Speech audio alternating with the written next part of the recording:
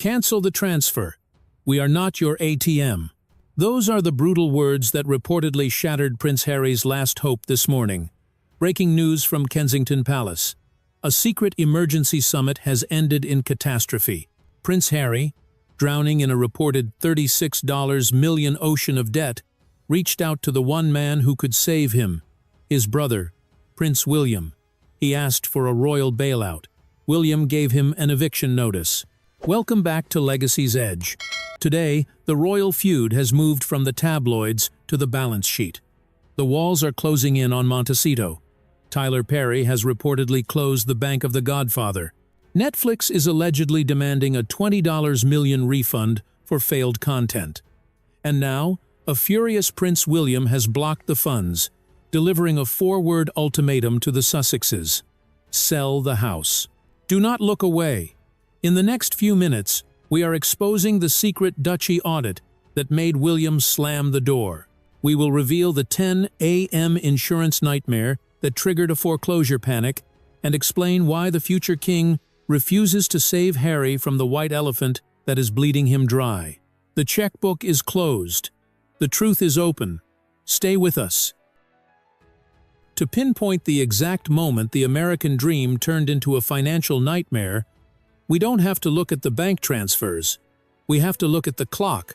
It was reportedly 10 a.m. yesterday morning when the courier arrived at the service entrance of the Riven Rock estate. Prince Harry likely opened the single, thin envelope, expecting good news, perhaps a residual check from a book deal or a new script offer. But inside wasn't a check. It was a notice of non-renewal for their homeowner's insurance. Now, for the average homeowner, this is a headache. But in the wildfire-prone hills of California, where insurers like State Farm and Allstate are fleeing the state, this is a financial death sentence. Harry frantically called his financial advisors, only to be hit with a reality check that Prince William had reportedly warned him about years ago. There is a kill switch buried deep in the fine print of their $9.5 million mortgage contract, known as the default clause. Because the bank legally owns the majority of that house, they require the asset to be fully insured 24/7. The moment that policy lapses, the loan is technically considered in default. This is the terrifying part. The bank does not have to wait for you to miss a monthly payment. Without insurance, the lender has the legal right to foreclose immediately to protect their collateral. Harry was suddenly fighting a war on 3 fronts: a lender demanding coverage, a godfather demanding repayment, and a property market that had turned its back on him. Panic set in. In today's market, securing a new force-placed policy for a $14 million estate with high fire risk requires massive upfront liquidity, hundreds of thousands of dollars, that Harry simply does not have right now. Desperate, Harry made the call to London. He needed a bridge loan. He needed the Bank of Pa or the Bank of Wills to cover the premium. But the voice on the other end of the line wasn't checking for a checkbook. According to palace insiders, Prince William didn't offer sympathy. He offered a brutal assessment. William reportedly questioned why Harry had purchased a property that required industrial-level maintenance in a climate zone he didn't understand. William saw what Harry couldn't. The Riven Rock estate wasn't a palace. It was a white elephant, a legendary term for a gift that destroys the recipient with the cost of its upkeep. And as William opened the Duchy Audit on the screen in front of him, he began to list exactly why this house was never an asset, but a trap. Prince William didn't just reject the bailout out of anger. He rejected it out of arithmetic. As the new Duke of Cornwall, William now manages a billion-dollar property portfolio. He knows the difference between an asset and a liability. And according to sources close to the situation, William's Duchy Audit of his brother's life revealed a terrifying truth. When Harry and Meghan bought the chateau of Riven Rock for $14.65 million, they thought they were buying a palace. What they actually bought was a white elephant, a term used in real estate for a property so massive and expensive to maintain that it devours its owner's wealth. William reportedly pointed out the dark history of the estate. Before Harry held the keys, the house belonged to Sergei Grishin, a Russian oligarch with a terrifying reputation. Real estate insiders in Santa Barbara had whispered for years that the place was cursed with stagnant energy. But William knows the real curse isn't supernatural. It is structural. He dissected the property details with brutal precision. The estate has 9 bedrooms and 16 bathrooms. To a prince raised in efficiency, this is madness. William reportedly asked the question that no one in Harry's circle dared to ask. Why do 2 people need 16 toilets? In the eyes of a property manager, 16 bathrooms doesn't mean luxury. It means 16 potential leaks, 16 sets of plumbing that need constant surveillance, and 16 points of failure. A house of this size is a living, breathing beast that needs to be fed cash daily just to keep the pipes running. And then there is the water. William, a dedicated environmentalist, was reportedly appalled by the landscaping costs. In a drought-prone state like California, keeping 7 acres of lush, English-style gardens green is not just environmentally controversial, it is financial suicide. Analysts estimate the water bill for Riven Rock could easily rival an average worker's annual salary. Harry is literally pouring liquidity into the ground just to keep the grass green for Oprah to see. But the audit didn't stop at utility bills. William pointed to the hidden costs that never appeared on the brochure. The annual property taxes alone exceed $200,000. That is a check Harry has to write every single year, regardless of whether Netflix renews his contract or not. This is the fundamental tragedy of Prince Harry that William is trying to teach him.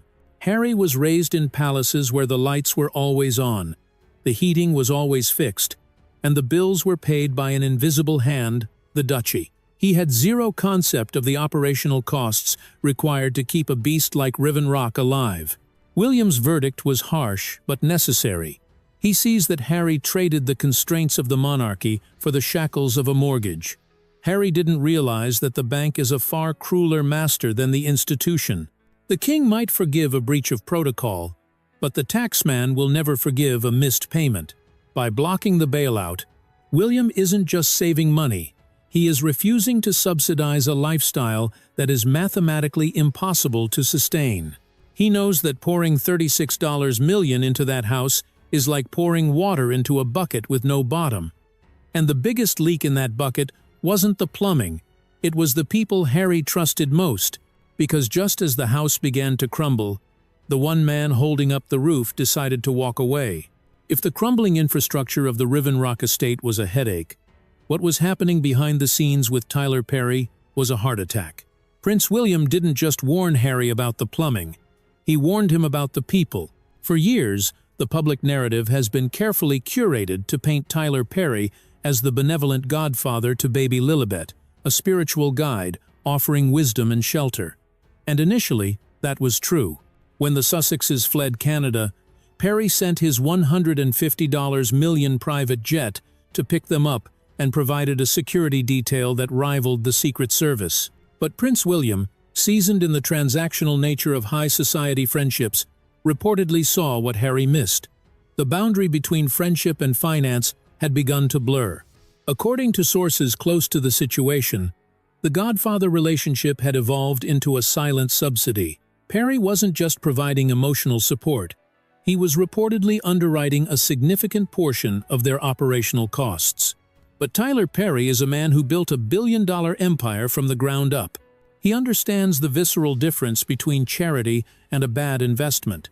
The breaking point wasn't a sudden explosion, it was a slow, agonizing realization found in the ledger. Insiders suggest that Perry began to notice a disturbing pattern that Prince William had also criticized.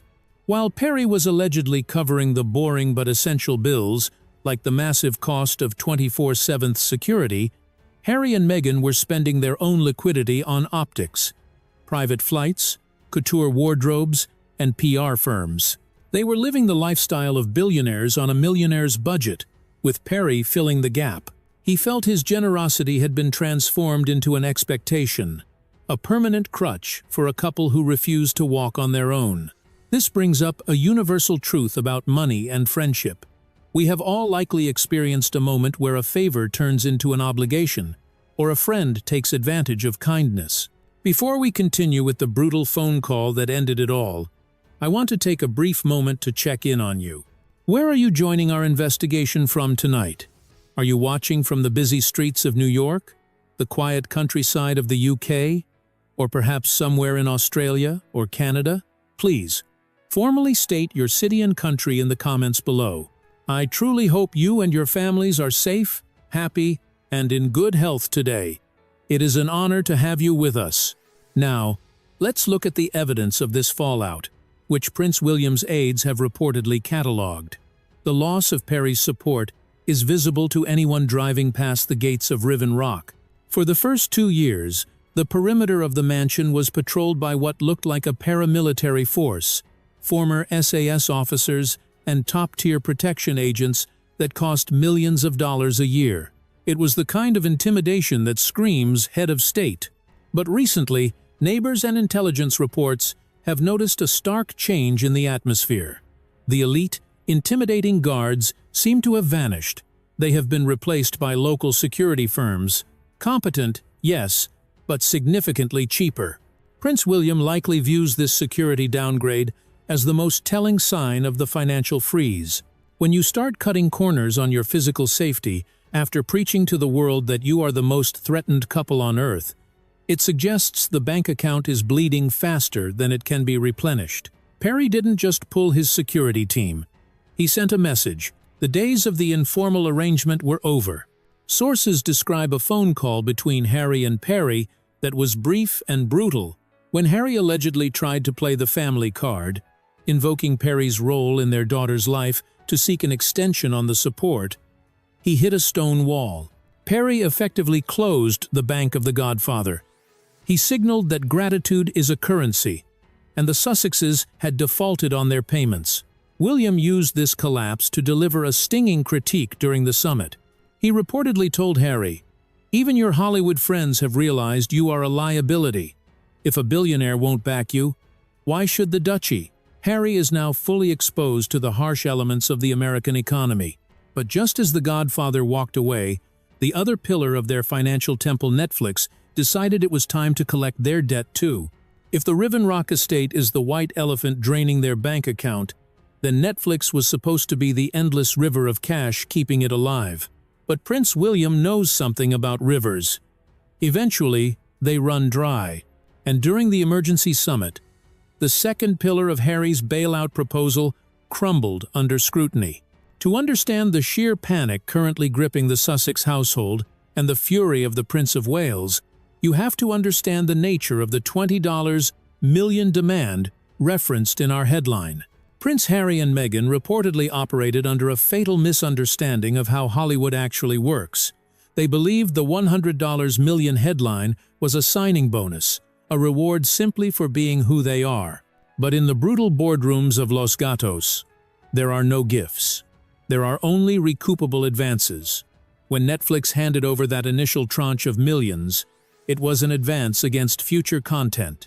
It was money paid with the expectation of hit series, documentaries, and scripted shows. But as William reviewed the output ledger, the results were catastrophic. Aside from the initial docu-series, which was essentially a retelling of their royal exit, the pipeline has been empty. High-profile projects like Meghan's animated series were quietly axed before they even saw the light of day.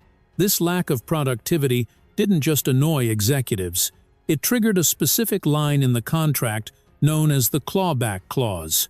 Sources indicate that Netflix is arguing a breach of deliverables. Essentially, they are saying, "We paid you to produce. You didn't. We want our advance back." That figure is estimated at $20 million.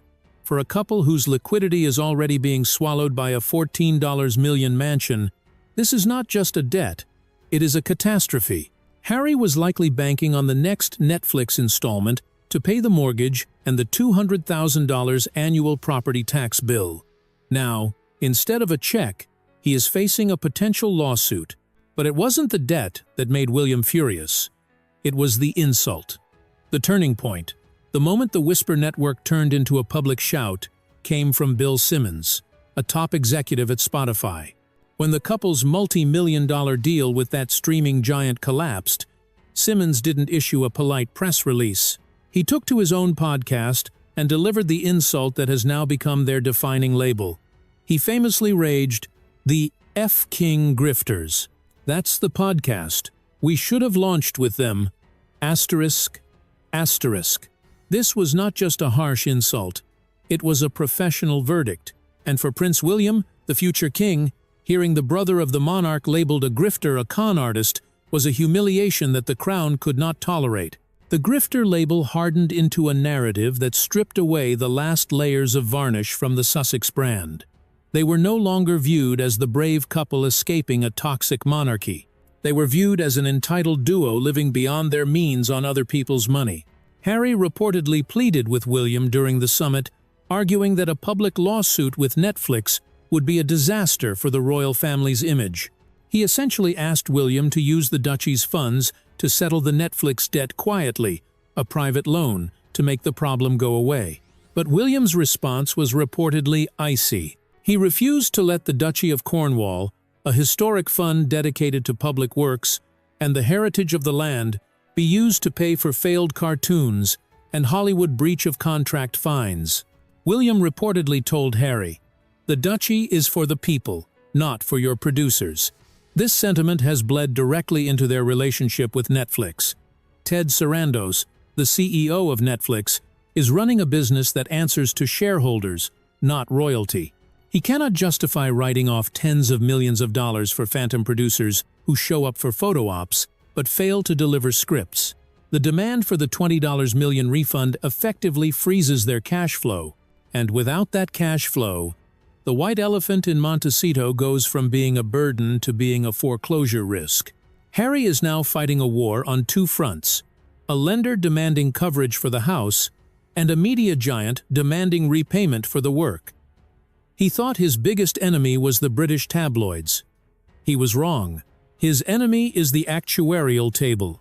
William has made his position clear. The Bank of Pa is closed. The Bank of Wills is closed.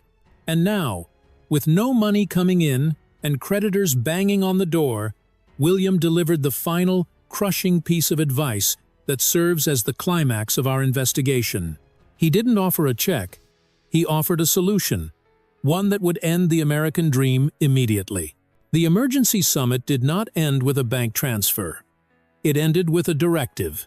Prince William, having reviewed the Duchy Audit and the terrifying reality of the default clause, reportedly delivered the 4 words that Harry has been dreading since he left London: sell the house. William made it clear. There will be no $36 million bailout. There will be no secret loan from the Duchy. The solution isn't to pour more water into the bucket. The solution is to get rid of the bucket.